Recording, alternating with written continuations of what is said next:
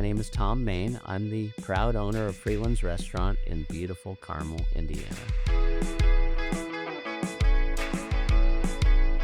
The house was built in 1841. I wanted it to feel like something that had been here for a while. The nickname for this house at one point was called the Maples. The bar, that maple top, is from the property. You know, the wood, like the wood trim on the windows and what's above the pass, all that wood was from inside the house. I think the food scene here in Hamilton County is just on the beginning of a great kind of rebirth. There's a lot of new restaurants being developed here in town. There's a lot of great talent. So a personal favorite of mine is the shrimp and grits. The coarse stone ground grits, nice, super creamy and fluffy. Then we have the shrimp gets sauteed with spicy Cajun tasso ham.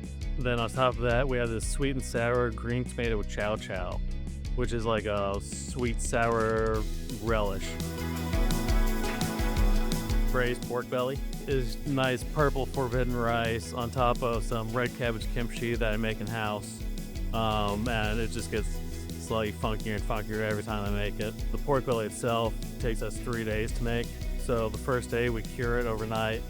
Second day we sear it off and braise it in a really gelatinous, rich soy stock. Then that gets seared on order, and then we top it off with a sunny side up duck egg.